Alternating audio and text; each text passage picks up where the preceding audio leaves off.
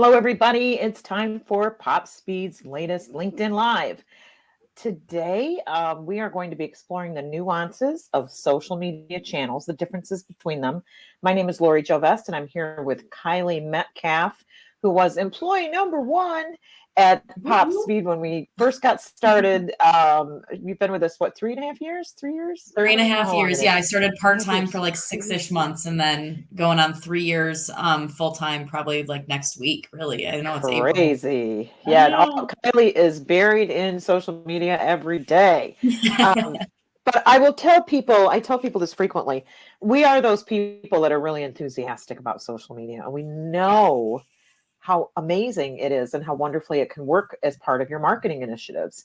So we're going to go through today the differences between the channels that we use primarily. There are some channels we won't cover, like Threads. It's kind of starting up a little bit, but it's not Yeah. quite as important as these key channels that you'll see here: Facebook, LinkedIn, Instagram, and TikTok. So Kylie, I will let you get us moving. Yeah, so ultimately the big idea of what we're talking about today is that every channel is different, right? We see it pretty often where brands will essentially throw out the same strategy on all of these channels we're going to dive into today and expect results. You're going to be disappointed if that's how your strategy really comes together. It will not work. What works on TikTok will not work on LinkedIn, will not work on Instagram, etc. Are there some pieces of content that can be pretty evergreen? Does it have to be reinventing the entire wheel every time you go to a different channel? No. But there are some nuances to each channel that are really important to keep in mind when you're crafting your strategy for social. So that's what we're going to talk about today. Absolutely. Key to what we're doing. Let's talk about Facebook. I always call it the elephant in the room because for a long time people have been saying, oh, Facebook is over. That's where the old people go. Not true. Yeah. Right? Yeah. Yeah, it's the social network pioneer for a reason. I think we can all remember in the age of Facebook and MySpace that everybody got there, and pretty much everybody that got there back in what 2006, 7, 8, 9 is still there. Yeah. It's got deservedly so. It's got 2.8 billion users across the world. It's Huge. still the biggest platform. And I think when we think about it, it's what you said, right, Lori? That's where, everybody, like all the millennials and up, that's where everybody is. And Right. that's where you go to connect with your grandparents and you go to connect with your aunts and uncles. And that's all still true. I think that it does kind of continue to hold that narrative of you connect with acquaintances, maybe people you went to high school with, you connect with distant relatives, and that's all well and good. That doesn't change the fact that it's a good place for brands to be, Oh, yeah. because Yeah. if that's where 2.8 billion people are going to connect with families, Yeah. acquaintances, colleagues, old friends, new friends, whoever, there's 2.8 billion people there. So you'll see brands there, you'll see public figures there. You're going to see that it's a great place for marketing still. And that's because of how diverse the audience is. It's because you can do things like create really effective communal groups, which is something that we've talked about on one of our lives before. And another thing that I'm sure you've heard us say is that social media should be social.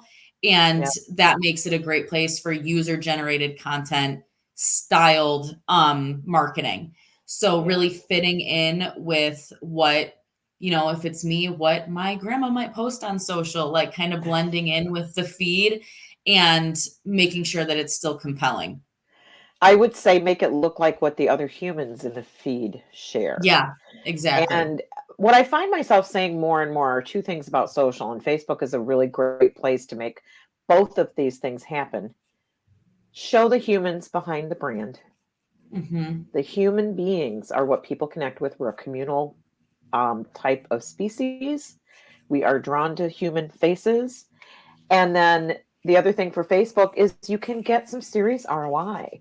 Yeah. Everybody's looking for ROI out of their social media these days. And we have seen the ability to reach parents, to reach teachers, to reach dental patients with specific income levels and insurance types and things like that.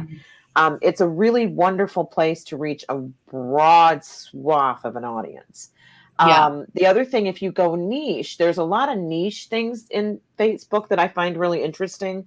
For example, as a cancer survivor who's a crazy Peloton enthusiast, I belong to a group of Peloton enthusiast cancer survivors, Yeah. women. And it's like there's this camaraderie there that is really fun. And I find myself participating regularly, even Yeah. though my treatment journey was 5 years ago. There are groups for special interests, there's groups for people who build miniature art. I mean, all these Yeah. little niches that you can start to explore and get involved in. And I also noticed one thing we're experimenting with is brands posting in local groups, like Yep. here's what's happening in Kansas City, or here's what's happening in Detroit. And there's a bunch of those kinds of groups too, that as a group, as a brand, you can go in and share a special offer. You could Mhm. just go in and tell people who you are and share the faces behind the brand as Yeah. people there. So there's just, it's a so many different opportunities on Facebook that I think people miss when they say, oh yeah, just throw Facebook in there. No, I it think can be a another good point behemoth. too from something that we experience regularly is kind of goes hand in hand with what you said, Lori, about that humanization aspect of the people behind the brand. The amount of, on behalf of the clients that we work with regularly, the amount of like questions, inquiries, Mm, leads, testimonials, like interaction that we have with our clients' audiences via Facebook Messenger. yeah, it's I huge. mean, for the amount, the sheer volume of people that are on Facebook, I mean, you have to consider that it's such an easy way for somebody to message quickly with a brand to Mhm, try to get an answer to a question, try to share an experience, even if it's a complaint, things of that mhm. nature. If you're agile on the back end of your brand's social, it can really be a great vessel for creating that connection between brand and consumer. Absolutely. And I've watched, conversations that started out really negative end up being Hmm. really positive. A really negative review on, on a Facebook page can be removed by the customer once they see that you care enough to reach Yeah. out and offer real solutions. So yeah, there's a ton on Facebook. We could do a whole LinkedIn live just about Facebook, but Oh, we definitely um, could. don't overlook Facebook for lead generation. It's got a great back end lead generation tool Yeah. that's really effective. So if you want to know more about that, get in touch with us. Yeah. LinkedIn, I'm madly in love with LinkedIn. Let me just say that Yeah. right now, Yep. LinkedIn is my absolute favorite place. I have met so many people there, and what I've started to do and noticed other people doing is connecting with each other. Like there's a guy that has a video production company. He's in Boston, and his content is just really interesting. And he started commenting on mine. I started commenting on his. We had a call. Now I know him. I talked to him for about 20 minutes, and we feel like we know each other now. And if I was Mhm. referring business to someone that does what he does, he's the first one I would call. I Yeah. recommend him. I share his stuff on my feed.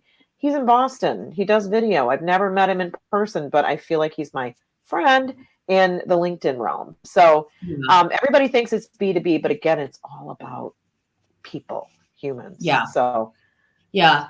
I think a big thing for LinkedIn that kind of separates it from the rest, I would say that LinkedIn, aside from TikTok, is the most nuanced, where I think it's important yeah, to be somewhat picky or intentional about what it is very. you're going to promote on LinkedIn. Um, to some degree, I think we're seeing trends with this. We've spoken about this previously. I think we're seeing trends that more personal information that still has some sort of connection to professional, whether it's networking, professionalism, things of that nature, when you can Right. tie it into your work life. I think personal stories are really growing, really Hmm. I think becoming more welcomed, which is a great thing to see because I think again it Absolutely. really ties back into the fact that as humans we want humanization. And I think the boom of work from home life has impacted that. I think Really the employee focused like work life balance sort of trend has impacted that.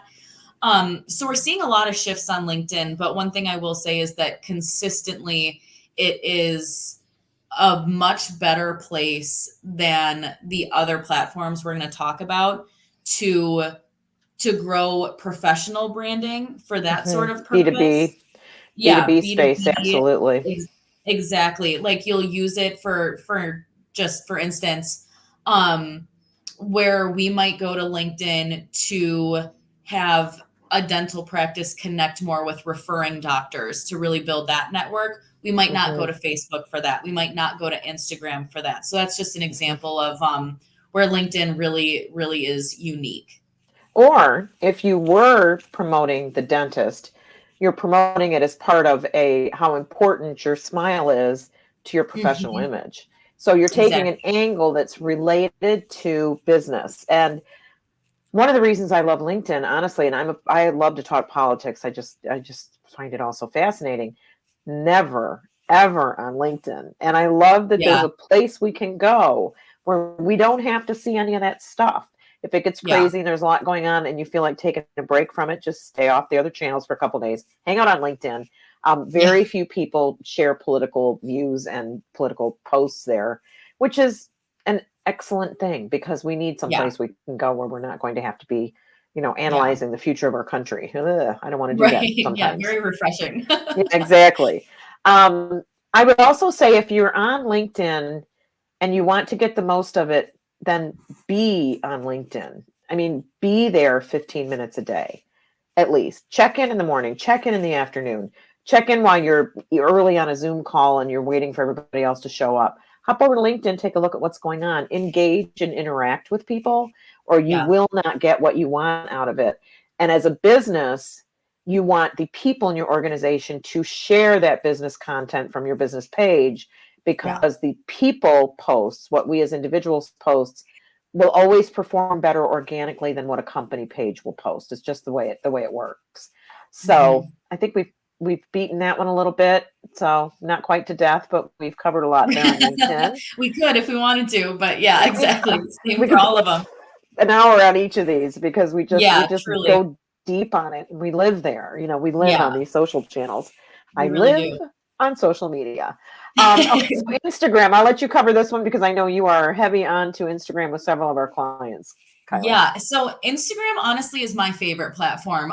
It's all about aesthetics, really. Like people are looking for visually pleasing, whether it's pictures, we would probably tell you to stay away from too much graphics, but if you're a brand, we understand sometimes it's necessary to help tell a story. Um, but the priority on Instagram is to be visually appealing. Hmm. So for us, that means a lot of user generated content. Again, we want to fit in. We want it to be happy. We want it to be upbeat, lively. Um, I think Instagram and Facebook are the two big channels where, as of last year, I'm curious if this is increased at all, but content that features smiling, happy faces Hmm. performs 29% better than Yep. all other forms of content. That's Instagram, really, in a nutshell. You want joy. It is the epitome of highlight reel on social media, Hmm. right? Yeah, yeah, yeah. Yeah. So our priority really is to focus on things that will look like what your friends are posting, prioritize UGC. However, it's also a great place to reach so many different demographics. So I remember for Yes. me personally, I got my Instagram account when I was a freshman in high school. And at that point, it was very just, all my friends. And in the last, I would say, decade or so, I've got my mom there. I've got my dad there. I've got Lori there. I've got my like any boss I've had there. I Yeah. know from every walk of life, everybody I know is on Instagram. It's becoming not quite as big as Facebook, but it's getting there. It's getting there because I think Yeah. people really like to share the pretty pictures that occur in their regular Yeah. life. And so with brands, it's a great place to share the people behind the brand. There's still a way to kind of assert credibility with very pretty visuals if you're going to use bright colors, if you're going to use very minimal text. Um, but it's in particular a great place to connect with influencers. It has Yeah. become an influencer dominated space, I would say, in the last 5 or so years, maybe a little bit more. And if you get an influencer, even a micro influencer that's based just in Metro Detroit and has 20,000 followers to promote your restaurant or your Mhm. little boutique shop or, whatever the case may be, odds are you're going to have a line out the door the next day. Yeah. Because To get the you, right influencer. yeah, definitely. Yeah. Right Be influencer. picky for Yeah. sure. But it really is a fully dynamic space that's been really fun to watch evolve over the last decade or so. Mhm.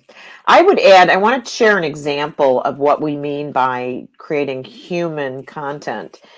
I did a social strategy for a company that provided cancer radiology, radiology oncology, I guess they call it, which is basically the radiation that they use to treat cancer patients to keep it coming back or get a tumor to shrink, whatever. And they were an independent chain, and we were trying to figure out, looking at what the competitors were doing and what they were doing on the different channels. And in particular, we looked at Dana Farber, which is a large cancer treatment center with multiple locations. I'm not sure where they are, somewhere on the East Coast, I believe. I could be wrong, but their social channels will all kind of pretty much looked similar in nature, except for Instagram. And when you got Mhm. to Instagram, you had headshots of, I mean, beautifully done, obviously professionally done by an amazing photographer, of patients. And every one of them was smiling and happy. They looked natural and they had different colors on. It was absolutely beautiful. And it was one of the best uses that I've seen for Instagram, because you immediately were pulled in by the humanity. And then you were Yeah. pulled in by the fact that it was all patients who were obviously experiencing joy. And Yeah. that to me was, how much more can you draw in somebody who's scared to death than that? You're going to take me from this scared to death person to back to my life, we hope, right? Mhm. So that's one example. And there was an LGBTQ center that had a beautiful Instagram page, and it was very similar. And they had Mhm. the youth that they serve in different colored hoodies, bright yellow, bright blue, bright red, and they were all sprinkled through the grid, similar background. And so when you saw that come through your feed, you'd go, I know who that is. So, Mhm. that's the kind of thing you want to look for, the opportunity to create something unique. You can't Yeah. always do it. The client won't always let us do it, Yeah. because some people will see that as limiting. But it's a really great channel to tell a very specific story on through visuals. So Yeah. tuck that in the back of your mind for your next social media campaign. So, Yeah. all right, what's next? TikTok. I love TikTok Yes. too. So where TikTok really sets itself apart, obviously, and we all know in the last several years, it's just taken the world by storm. And so Hmm. now we're at over 1 billion users. Where it really sets itself apart, though, is that it is an entertainment first platform more than Yep. it's social. We consider it, a social media platform. It's about entertainment. If Yeah. your videos on TikTok are not instantly gripping, instantly entertaining, just Compelling. everybody's continuing to scroll, right? You have Yeah. very minimal time. It's about 2 seconds to really Yep. draw somebody in.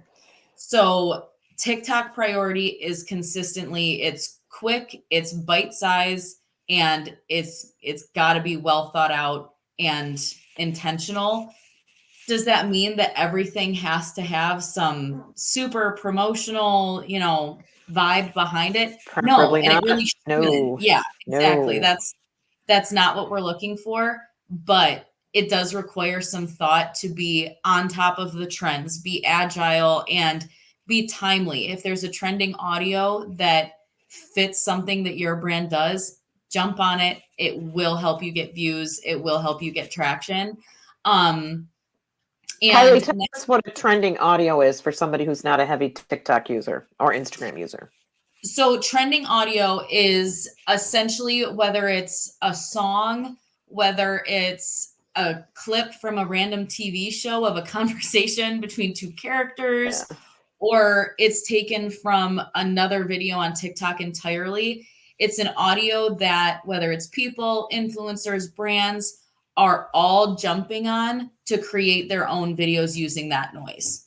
Yeah. So I would say on TikTok, audio is the Huge. bread and butter of what trends. Yeah. So yeah, if there's a trend on social media, odds are, or on TikTok, odds are it came from some sort of sound that people just decided was funny that week and they wanted to Yeah. jump on it. Yeah. Um, it really emphasizes the importance of being agile, because if everybody remembers the corn song that Oh, the we could corn not song. hear I the love end that of guy. a year or so ago, Love um, him. if you were on it those first couple weeks, it was still funny, it was still relevant, and it still Yeah. hit hard, and it was a part of the trend. If It you was a missed the part of mark, the zeitgeist for yeah, the exactly, moment, right? part of history, right? But if you missed it even by a couple of days, because our focus is so short-winded, it felt outdated. So Yeah. on TikTok, it's entertainment first and it's agility first. Yeah. But I want to hit that last bullet point there too. The fun thing about TikTok that I find just fascinating is that there is a niche for everything and everybody. I have a friend who is an expert in toxic workplaces and narcissism, and she talks about how to spot a narcissist, how to deal with a narcissist, how to, all these things. She's got thousands and thousands of followers. I mean, hundreds of thousands of followers. There's Mhm. another person who, talks about skilled trades careers. It's a woman, and Yeah, she's got this great, series of different types of skilled trades. I've seen divorce attorneys. I've seen, school counselors. I mean, there's just every kind of niche you can imagine, and there's a yeah, community there for those people. So if you're become part of that community, you start seeing other people, you start engaging with their stuff. They like yours, you like theirs. yeah, There's all different kinds of ways to entertain, and that can include factual, really strong, well delivered, yeah. compelling information. I think I Heartfelt think with that in stories. mind too, it's important to touch on the fact that numbers are trending towards, particularly for Gen Z, and probably beyond that, for the generations that come after. TikTok is really inching in towards Google on the most used search engine. And Yeah, that goes to show how much just niche information there is for yeah. everything you can think of, whether it's, any of the examples that Lori used. There's ASMR for like we've talked about it before with the spray painting the lines in the road, like What is anything ASMR now? What is it called? Audio sensory. What is it? audio sensory, honestly, audio We sensory. don't know what it I means. don't actually know what the rest of But the, people like to watch people do things, listen to yeah, things, paint things that have patterns yeah, and are that feels repetitive. satisfying. Yeah. There's a company that paints parking lots and road lines, and their Hmm. whole account is these, painting the lines on the road. I could watch it all day. It's so soothing. I don't know why. Yeah. Yeah. So there's room for everybody. And the last one don't want to forget is what's the little smiley scrub daddy? Scrub Daddy Scrub is a great daddy's example. hysterical. If you're not following Scrub Daddy on TikTok, it's a Yeah. perfect example of this innocuous little product that has kind of blown up over there because there's so many different ways that they show it on their TikTok account. Yeah. So yeah, They pretty do a cool. great job of really highlighting testimonials, like real life examples of the product working, trend jacking, and just being silly and goofy and making people laugh, because Yeah. when you're scrolling, a lot of the time that's what you want to see. So, Most people yeah. are when they sit on a TikTok scroll, it's kind of like watching mindless television, right? You're just like Yeah. scrolling and scrolling, and you Yep. want to grab them and not just disappear into that flow. Yeah. So, all right, know the difference. Yeah, so essentially what we like to preach is that when you know the difference and when you act on the difference of each of these big channels, it will really propel you into maxing out your ROI. So kind of how we started the conversation, we will never say that every single channel needs to be entirely different from one another. In fact, it shouldn't be. You want brand recognizability and you want somebody to go to TikTok, maybe if they found you on Instagram and know that they're in the right place, right? Yep. So you don't need to reinvent the wheel on every single channel, but you should tailor your content accordingly.